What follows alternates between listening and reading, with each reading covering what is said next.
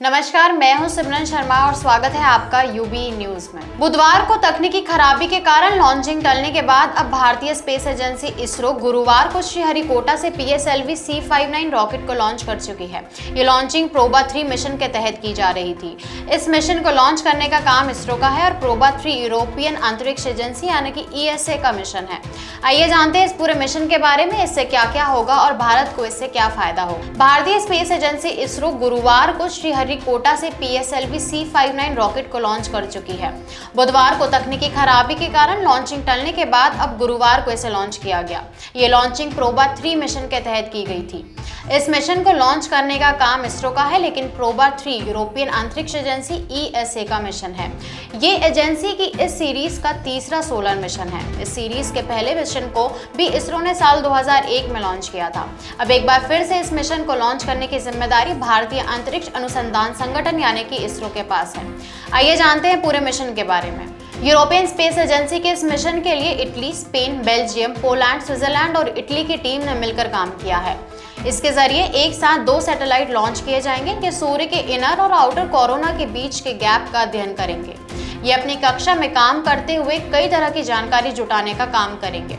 Satellite के जरिए सूर्य के बारे में कई अहम जानकारी मिल सके, इसके लिए हमें 3 खास तरह के उपकरण ASP, IICS, DARA और 3DEES लगाए गए हैं। 200 मिलियन यूरो की अनुमानित लागत तैयार किए हुए प्रोबा 3 मिशन 2 साल चलेगा। मिशन को 2 उपग्रहों यानी कोरोनाग्राफ और आउटलेटर के साथ डिजाइन किया गया है, जिन्हें एक साथ लॉन्च किया जाएगा। कोरोनाग्राफ सैटेलाइट का वजन 310 किलो और आउटलेटर का 240 किलो का है। इस मिशन के जरिए सूर्य के कोरोना का अध्ययन किया जाएगा। कोरोना क्या है, पहले इसे समझ लेते हैं। सूर्य के वायुमंडल के सबसे ऊपरी भाग को कोरोना कहा जाता है और यह सूर्य की सतह से कई हजार किलोमीटर ऊपर तक फैला हुआ है। इसी कोरोना को समझने की कोशिश की जा रही है और इसके लिए नई पहलुओं को जाना जाएगा। मिशन के दौरान इसरो का रॉकेट यूरोपियन स्पेस एजेंसी के 2 उपग्रहों को लेकर जाएगा। मिशन का महत्वपूर्ण उद्देश्य दोनों सैटेलाइट के साथ उड़ान में तालमेल बिठाने के साथ कोरोना के बारे में जानकारी जुटाना भी है। इस मिशन के जरिए सोलार तूफान और सोलार हवाओं के बारे में भी जानने की कोशिश की जाएगी। सूर्य के कोरोना का टेम्परेचर 2 मिलियन डिग्री फ़ारेनहाइट तक पहुंचता है। यही वजह है कि किसी उपकरण की मदद से इसका अध्ययन करना आसान नहीं होता है, लेकिन प्रोबा 3 के ऑक्लेटर और कोरोनाग्राफ सैटेलाइट मिलकर सूर्य ग्रहण की नकल बनाएंगे।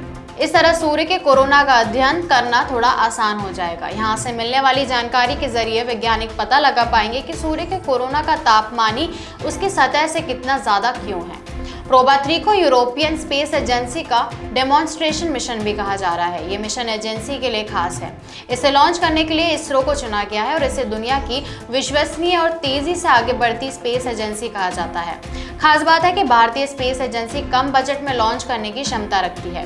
कई मीडिया रिपोर्ट्स में इसका दावा भी किया गया है और इसके जरिए इंडियन साइंटिस्ट के समूह को प्रोबा 3 डेटा की जानकारी मिलेगी और मिशन के जरिए एजेंसी का रुतबा दुनिया भर में और बढ़ेगा। तो ये थी हमारी आज की एक खास रिपोर्ट। आपको ये कैसी लगी, हमसे अपने विचार जरूर साझा करें। वीडियो को लाइक और शेयर करें, साथ ही चैनल को सब्सक्राइब जरूर करें। यूबी न्यूज आपके लिए लाता रहेगा देश विदेश से जुड़ी ऐसी और बड़ी खबरें। तब तक के लिए धन्यवाद।